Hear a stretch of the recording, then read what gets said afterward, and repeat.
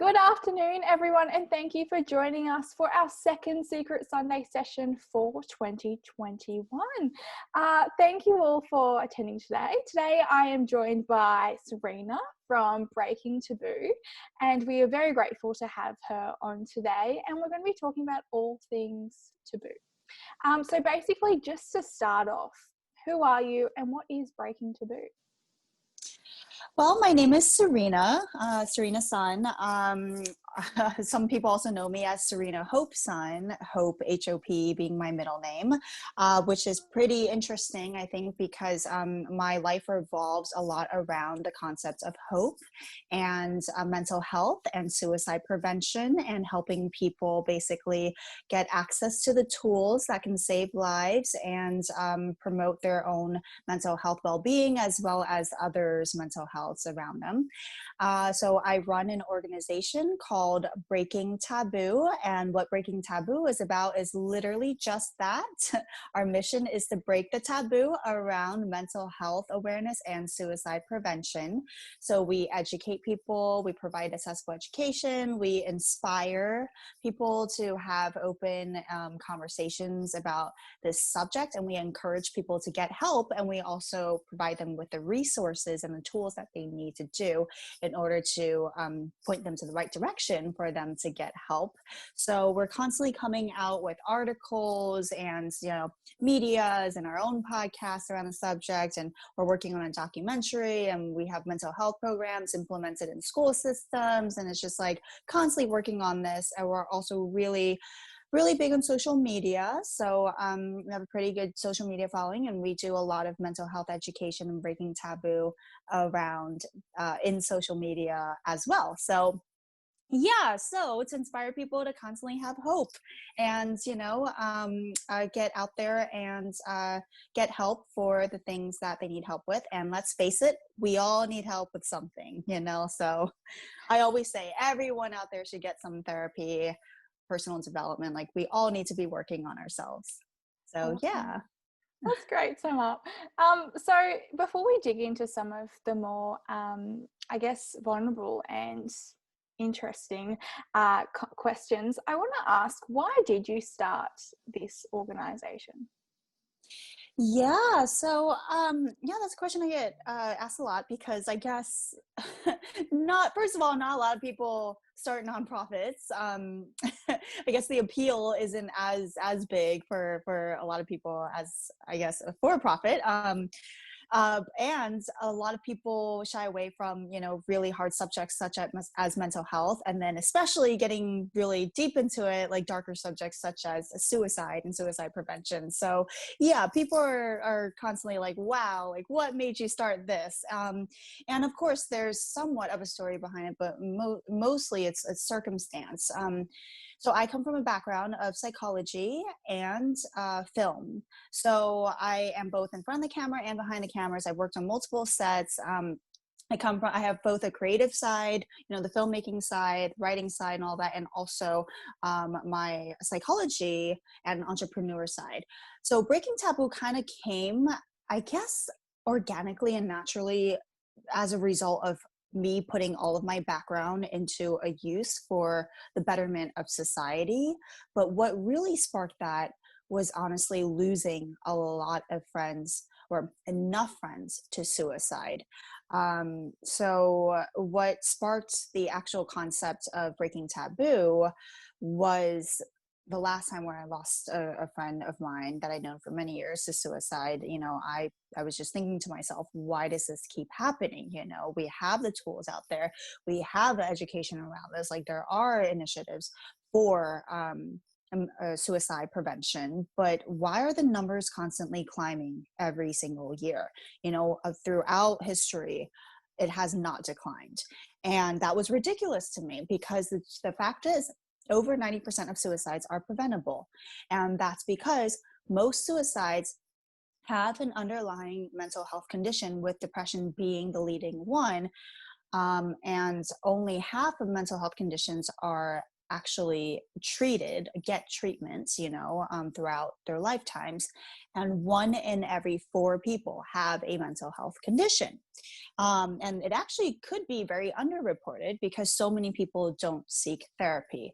So all of this made me realize the impact of the taboo around the subject. And then what I realized, my light bulb moment was when I realized that it's not necessarily that we don't have the education or the psychology courses or, the organizations or initiatives to prevent suicide.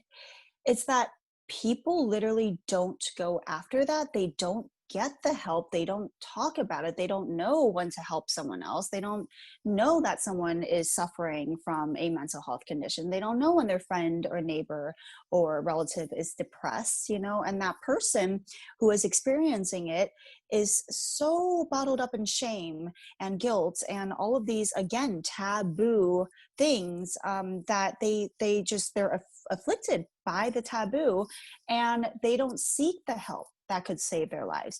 So I realized that it was really the root cause. In order to fix this problem, we need to concentrate on the root cause, and the root cause is the taboo involved.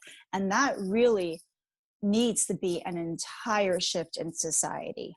So it's a much larger problem than just, okay, this is what we do to prevent suicide. Like it's much larger than that. And once I came to that realization, that's kind of what sparked me on this journey. And it's just grown from there, and it's grown tremendously. And there's so much more growth that we have to do because it's a huge topic. So yeah. Wow. It's interesting when you mention the statistics. Are they constantly being updated in terms of suicide and that? They are, yeah. So if you go on the census and you look at death rates and whatnot, then you will definitely see, like, it's reported annually, the amount of people that die from whatever causes. And the reality is the suicide rates could in fact be a lot higher because a lot of it goes unreported, because sometimes you don't know, if it is suicide, in fact, suicide or not. So it really could be a lot more than what is actually recorded. But, statistics are pretty dire. I mean, there are more suicides that happen than homicides. There are more people in history that have died from suicide than wars, natural disasters, and homicides combined. So it's huge. It's, I think, the third leading cause, I think, don't because that one does change, but like the third leading cause of death for adolescents up to age 24, I believe. So yeah, so it's huge. I mean, it's grown since the year 2000 in adolescent girls. It's grown 30%. Wow. Why do you think it's grown 30% in adolescent girls in the last, years, and it's still continuing to grow? Yeah, that's a good question. Well, again, I would say a lot of it is a taboo. So hopefully, if we are able to shift this, if we are able to successfully do this work, the intention is to see it not grow, is to see it like, level off, and then hopefully go down, which we have not seen. Like, it's been like this. And what we want to do is have it go like this and then go like this, right? So that's the intention. So I'd say, a big part is the taboo and the shame associated. And then I think, there's theories around this. One theory is that the human population is larger in general, right? Like, there are more and more adolescent numbers of people. So yes, that is true. So that could be a part of the reason as well. But then, there are so many different reasons. I mean, adolescents these days are really disconnected from a lot of different things. Like I feel like a lot of adolescents feel lost and hopeless and just are lacking guidance. I just, like, to be honest, there is no straightforward answer to this. And that is a great question. Like, why is the reason? Why is it that there are so many young girls, like such an increase in the young girls? But I would say I feel like, I think it makes sense to think that a lot of it would have to do with the standards of society. perhaps body image issues, as well as the comparison. And there's such a pressure in society to perform a certain way, and people see that now. They're exposed to it in social media and the internet and all sorts of things, and TV shows, like this lifestyle type of even lifestyle Instagrams, like they do extremely well because people are constantly wanting this perfect image. And I know it's happened all throughout society, all throughout history, but I feel like, even more so, people just have that constant mindset of comparing themselves to others. And then the disconnect I was talking about with the families, not having the support. There's not enough guidance counselors and therapists in schools, for adolescents. Like, where do they look toward? What do they do? There's, again, the taboo around it. And when you're in that stage of your life, I don't know if you remember what it's like to be a teenager, but I definitely do. And I definitely remember struggling with my feelings and my emotions when I was a teenager. And I totally know what it's like to have zero guidance and no mentorship and feel like you can't talk to anyone about it. And like, it's definitely one of the most tricky times in your lifetime. It's one of the most tricky stages of life, I think, to navigate. And when you're navigating it alone, you can definitely get lost. I also think perhaps there's more access. I don't know, maybe more access to pharmaceuticals, which is actually like the most common form for females in general. So yeah, it could be a variety of different factors. And do you Yeah. think that men's mental health and the idea of men committing suicide is on the rise as well? Because I know here in Australia, we talk a lot about men's mental health as almost the underdog because men don't talk about their feelings. So do you find Mm-hmm. that that's a real issue as well? Oh yeah, definitely. Um, so I was just talking to a therapist about this, and he was saying how the amount of female clientele he has compared to the amount of male clientele that like come to his office seeking therapy is like drastically different. There's so many more females that come because it's more of a thing that's seen with females to talk about their emotions, to communicate, to talk about their feelings, to get help, so that's not only seen in the therapy world, it's also seen in just any form of world that requires someone to go get help. So in the physical health world as well, there's actually been many studies done that have shown that women on average live longer than men because they have usually typically stronger social ties. And one of the other contributing factors is that they ask for help. They go see a doctor typically as soon as they notice like symptoms, so there isn't really a stigma or taboo around going to the doctor and asking for help. Whereas men might just like try to tough it out. And then by the time they go, it's too late. So that's actually a huge contributor to just death rates in general. So it's the same thing on like a much larger scale when it comes to men's mental health and seeking help for that too. Also, just the way that guys communicate in general, we know how, like we know like bro talk and how they communicate, right? It's like, Yeah. it's very different than girl talk, extremely different. And I don't necessarily think that men should or have to turn into like, the way that women talk, I think that, there's power to both sides, masculinity, femininity. Like you don't necessarily have to be exactly like one another, but perhaps there's definitely work to be done in figuring out a good healthy way for men to really talk about their emotions and be okay with talking about their emotions and also getting help for it too. So there's a huge stigma. Yeah, how do you think that we can break that then? Because if we have all these people that aren't seeking help and they're generally the people that need help, how do we get them to reach out? Yeah, absolutely. That's a really great question. It's not always easy.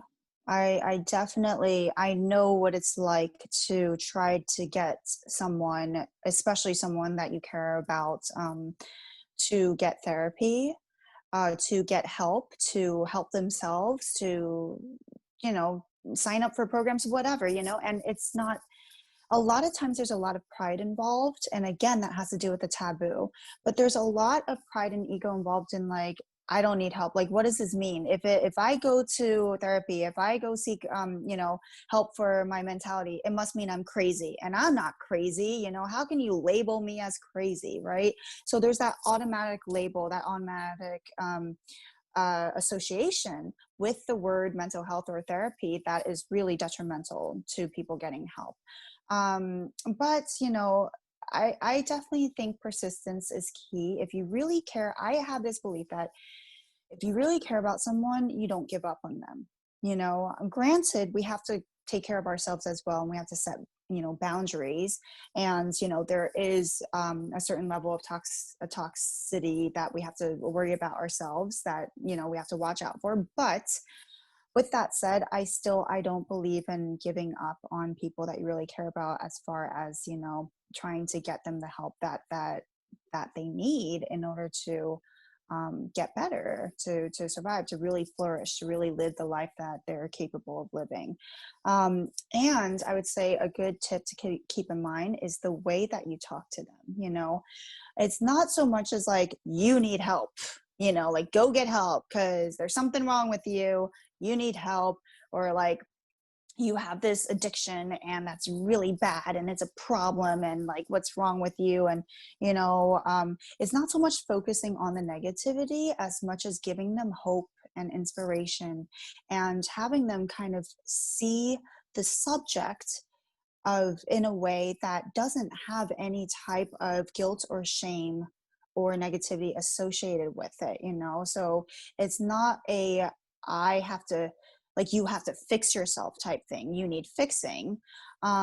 It's more like, have you considered this? Like, this is something that you can give examples like, this person did this and it really helped them, and this is a really great way to just overall make you feel better, and you'll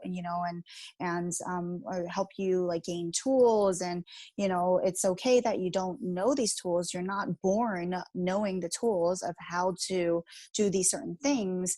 It doesn't make you any weaker that you need to go to rehab to get over an addiction. Like, everyone has to do that, like, if they're in the situation that you're in. Like, it's just about not shaming, and saying it in a way that's inspirational, and not being afraid to have these conversations with them. Also coming from a place of, why are you doing it? Why are you telling them this? It's probably because it's coming out of love and concern. You're not, again, you're not saying like, you need to go fix yourself, like, I think you're a bad person, which I think is the way that it comes across, to a lot of people. It's more like, I'm concerned, I care about you, I care about our relationship, I care about our ability to communicate with each other, or I care about your health, and I don't want to lose you, and sometimes it's really scary. And having those real, genuine, authentic, caring, loving, compassionate conversations really sometimes makes the world of difference in Yeah. helping others get help. Yeah, wow. What happens if that person that you're trying to help them get help doesn't want to be helped, or doesn't think that there's an issue? Good questions. Yeah, no, absolutely. These are all things that we are faced with. I feel like they're very relatable, because I feel like, we all know people like that. And, the stigma against the taboo is strong. It's strong. Okay. The taboo is very strong. And that's why we are faced with such pushback at the mention of getting help. So you said that, what do you do if they don't think there's something wrong with them? Is that what you said? Yeah, So or if they don't want to okay, seek help. if they don't want to.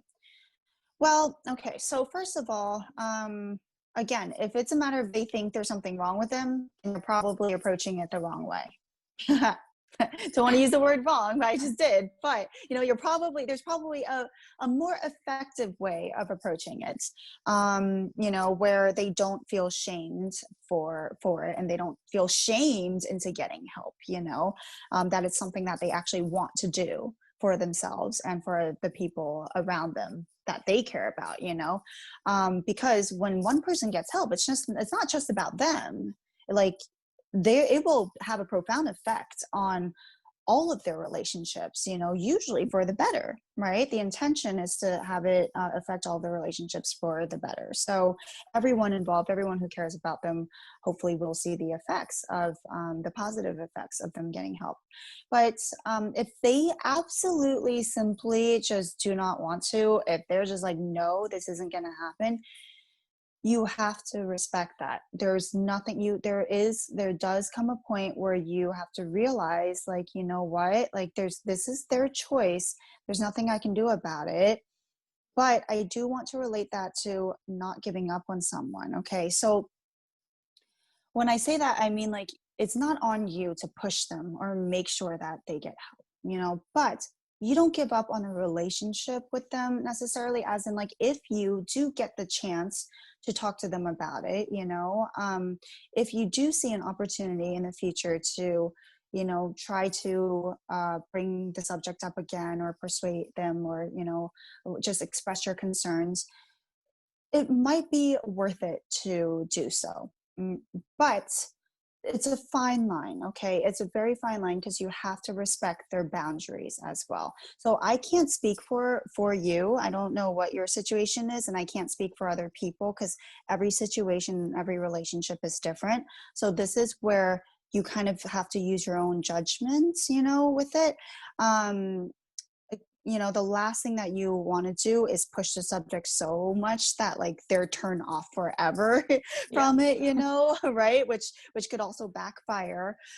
But again, as long as they know it's coming from a place of, like, care and good intentions, and not from a place of, like, you're wrong and you need fixing, and, like, you should, you really need to change this, and then, if it's a relationship, there may be a time, if it's getting too toxic for you, you may have to step out of it. It might be something that you have to reassess, and you have to think for yourself, this person is not willing to get help. There's no way that this relationship can work without fixing these issues, without like, progressing and working on subjects together. So when that happens, you really do have to reevaluate and decide for yourself what is the most healthy thing for yourself. And again, I know that I said don't give up on someone, right? So it's two different things: stepping away from a relationship versus, like, totally. When I say don't give up, it means like, okay, this person, you know what? Like, I don't care about this person anymore. Like, they're out of my life. Like, I don't care if they live or die. Like, I completely give up. Like, they're hopeless. Like, there's no hope for them, type thing, which I think is a really just negative way of thinking about it.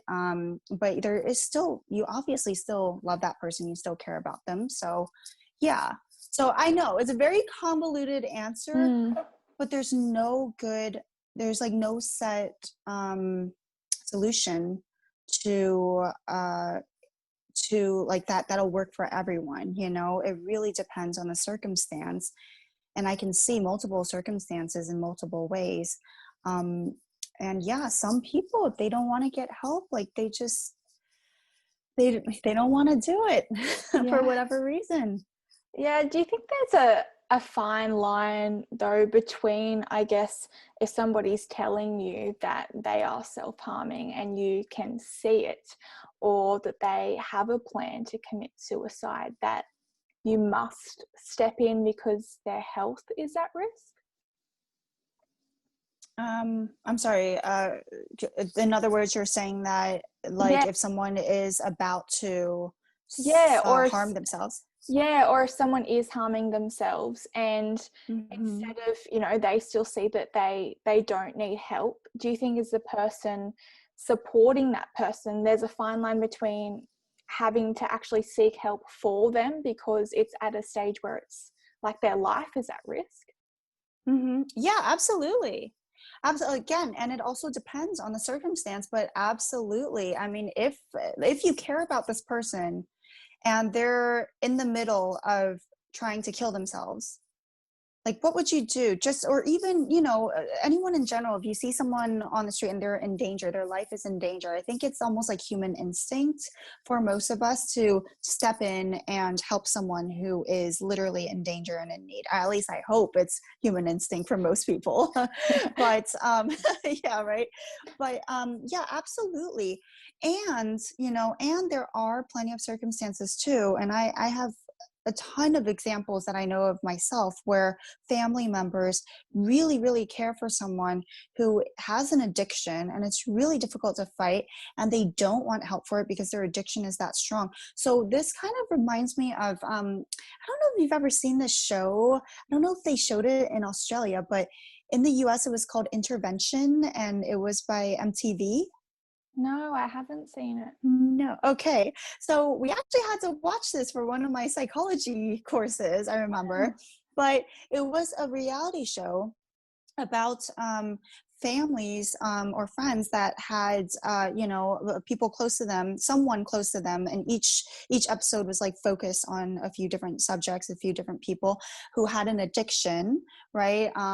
Usually to drugs or heroin, a really bad addiction, and the family had to come give them an intervention. So that's what's called an intervention. They brought in a psychologist or therapist or a drug counselor, someone who is an expert in whatever that person was dealing with, and they would sit them down and they literally would all talk to them. They wrote them a letter beforehand so they knew exactly what to say, and they would say things like, I really love you, I really care about you, and I want you to get help, and blah blah blah. But the ultimate point was, the intervention was a chance for them to make a choice. Either A, you get help, or B, I cannot keep supporting you. I cannot keep helping you. Yeah. So whether that's the right way or not,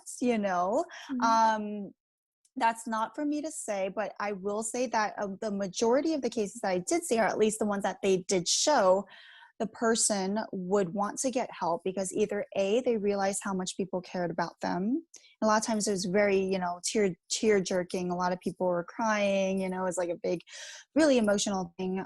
So they would either realize that, or B, they would realize that if they didn't do this, they literally, like, what would they do? Go be homeless and just be addicted to drugs, So it was a hard choice to make. And usually that's what would happen.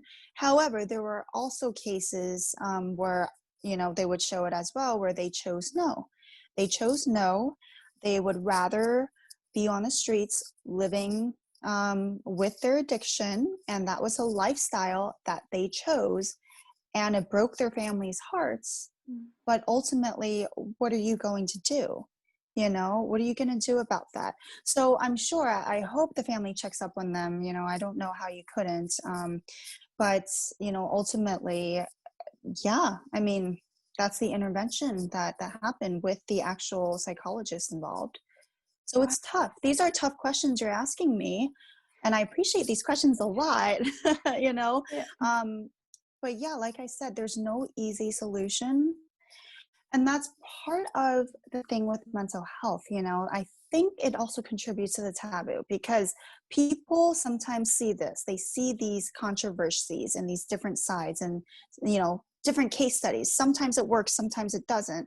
And then it contributes to taboo because they're like, well, it's not as cut and dry as giving a heart surgery. It's not as like, oh, you got a cut on your arm, you're supposed to sew it up and put a Band-Aid over it. That's what you do, and that's that. Like, yes, there are steps. Yes, there are things you should do, but there are, like, things that you can follow. And obviously there's entire degrees around this to teach you what to do with your client. But every case is so different, and you don't know always like what's happening with someone's background and their minds and like the choices that they are going to make. So it's complicated. It's not easy. Yeah. I find it really hard, I guess, because I find these days there's so many organizations and campaigns that are promoting mental health and trying to break the taboo, but yet we still see those statistics that are on the rise. Why do you think that is? That even though we're talking about it probably more than ever, why Mm-hmm. are people still looking to suicide as their desired outcome to end their life? Well, I think the reason why we're talking about it more than ever is because we're seeing that there is such a need for it. Because we've let it go on too long that we haven't talked about it. So now there is an overwhelming need. Like people are finally seeing that, which is a good thing. Change is finally happening. Like the change that we've been working so hard for is finally starting to happen, but this is just the very beginning. This is just the very cusp of it. So what you're seeing is the promoter of the change. Like I think it's like the match that is being lit. Like, okay, everyone, like there's a match, like pay attention, like here's the fire. But the fire hasn't started to grow yet, like the actual subject of mental health as a whole, has not, like it's not gotten a chance to fully take off yet. And again, the intention is, if these little sparks were to work, right? If the real fire was to get burning, then yes, absolutely, the number of suicides should, if we're doing things right, hopefully we should and will be going down. And the amount of people, who are openly talking about their mental health should be going up. But that is going up, actually. I think also a part of what you're seeing with why people are talking about it more and more, and these, why are there so many organizations, is because it's working. Like, I think that's evidence that it's working, that people are starting to realize, like, hey, we got to do something about this. Hey, let's talk about this. And more people are jumping on board, and they're like more and more open to it.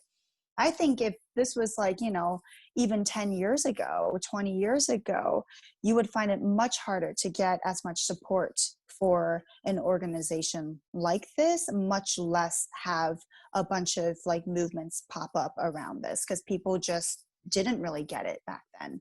Yeah. you know? How do you know if someone is suicidal? Are there common symptoms that people can look out for? Yeah, absolutely. So there are signs. There are absolutely signs. So some of the more dire signs to look out for are, number one, if they start giving away personal possessions, especially things that are really meaningful to them.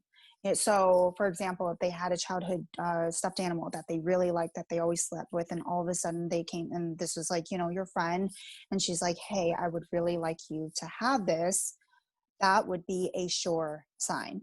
Number two, the purchase of uh, weapons, like means to actually, pills or firearms, or just a purchase of tools that could actually aid in the actual act itself. Number three, isolation. So maybe this person used to be really friendly and outgoing, and then all of a sudden you started noticing more and more. So that's more of a symptom of depression, by the way, that they're going into depression, is like all of a sudden they're not really talking to anyone. And then, which leads me to the next one, which is a lack of enjoyment of typical activities. So again, that's also a symptom of depression, which leads to suicide. So let's say they used to love playing soccer, or love watching their favorite TV show, and all of a sudden it's like they can't get themselves to enjoy any of it. That's, a definite sign that they're going through something, and, most likely depression. And so, okay, so a big one is actually talking about it, actually saying things, which actually goes over people's heads a lot. But typically, what will happen is someone who is thinking about or contemplating suicide will make remarks around it. Okay, so they may say things that are just a little bit off, that are about, what would it be like if I was no longer here, or would it really matter, like if I died anyway, or just anything along those lines would definitely be another red flag to pay attention to. So yeah, And there the are first definitely signs. Yeah, and the first point of contact, if someone's seeing these symptoms, is are they to go to an organization like yourself in the United States or an online organization, or call 000 immediately? Is Oh, triple sorry, zero your 911 is it? 911? Sorry, I was like, in my head, I was like 000. I'm like, oh, you're in the United States. Yeah. Oh no, that's interesting. I mean, 000 is actually easier to remember, I think. Yeah. um, okay, yeah, interesting. So 911's not going to do, at least in the US. I don't know how 000 works in Australia, but in the US, 911 is for emergencies only, critical emergencies. So if you think someone's just like, contemplating it or making a plan for it, oh, by the way, that's another obvious sign, is if they actually start to make a plan to go through with it, right? But if it's just in those stages, then 911's not going to do anything, because they're like, there's no actual life-threatening emergency. That's for emergencies only. Now, if that person is actually about to do the act, then absolutely, that's when you would call 911 or 000.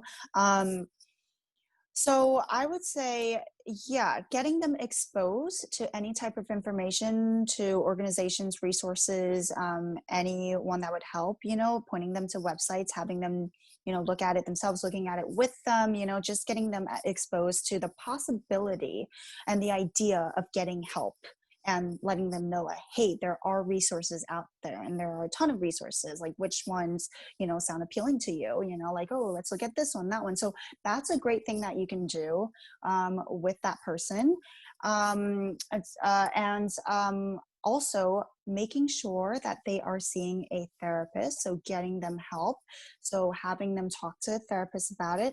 The therapist may or may not refer them to a psychiatrist. They may or may not need to go on medication, depending on where they are at in the stage of their depression, but therapy is absolutely 100%. If someone is at that stage, you would want them to get therapy. A lot of people also talk about suicide hotlines, so that's also a great way. Although, I have heard sometimes, unfortunately, like, you get put on hold or whatever, so I've heard good and bads of that, but there are a lot of different suicide hotlines out there. There's not just one, at least in the US. So it's always, again, better to talk to someone than not talk to someone. And these people have some training as far as, how to talk to someone, and how to try to get them to seek help, and point them to resources of the next place to go. So yeah, so that's what you would do. Wow. Do you have any advice for a person, whether it's a friend or a parent, that is seeing symptoms or suicidal thoughts in a person that they care about? What advice can you offer to that person? Well, it can be very scary. I definitely know it can be very scary, and it's sad. It's sad, and it's a heavy load to carry. Um, so I would say, don't get disheartened. Know that there are things that this person that you care about can do. Know that they can get better. Have, again, hope. You have to hold on to the hope and the belief that this person can get better, and be supportive of them. Encourage them to talk about it.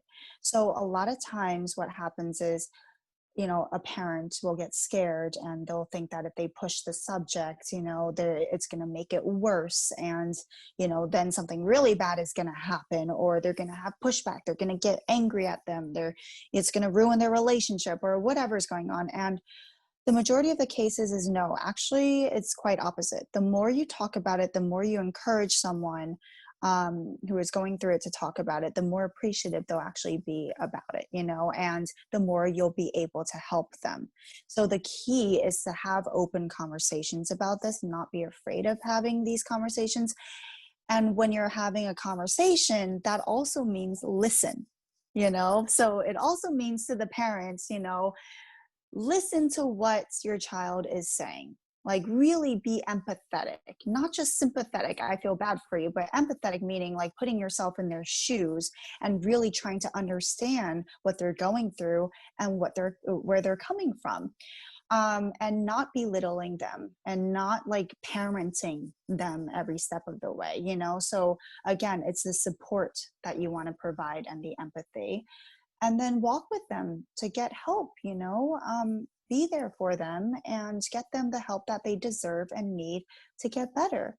And it's going to be a process. It's not an overnight thing. It's not throw them in rehab for 3 days or 3 months type thing. It's not like that. You know, people that have gone through depression, especially severe depression, sometimes it can be a life going journey, you know, or a cycle that keeps coming back. So, you know, but just know that there are tools that will help, and that they do need these tools, and they need you to be there for them. Wow, that's amazing advice. And I want to take time now just to thank you so much for spending the afternoon with me today. I really, really appreciate it. And all that you're doing is phenomenal. And you're really making a difference in the United States. And you've made an impact on me today. So I am very appreciative of your time. And where can we find you? Where can we find Breaking Taboo?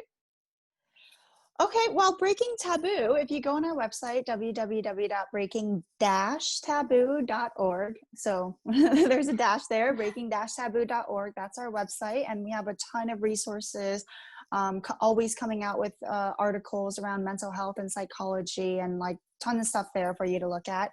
You can also find us on social media. We're really active on social media. So you can look us up on Instagram. We actually have quite a large following from Australia, actually. So lots of people in Australia follow us, as well as the UK and the United States, and all over the world. But yeah, so it's under Breaking Taboo is our handle. We're also Breaking Taboo on TikTok, as well as Facebook. And then our Twitter handle is breaking_taboo, because we can't figure out who actually has Breaking Taboo, but our Twitter is breaking_taboo. So those are all the places that you can follow us for daily inspiration and, you know, mental health advice and just feel good stuff, as well as education around these topics. And we do all sorts of topics all the time. So yeah. Awesome. That's phenomenal. And there's great content on there. And I just want to send out to anyone out there who thinks that they have suicidal thoughts, or a loved one is showing symptoms or signs of that you can get help. As Serena mentioned, you can get help, and it's just about accessing that help. I know here in Australia we have the Kids Helpline, Beyond Blue, the Black Dog Institute, Inside Out, the Butterfly Foundation. So go out there and seek resources to get help, because help and recovery is possible. So thank you so much for joining us today, and thank you everyone out there for joining us for another Secret Sunday session, and we'll catch you next time.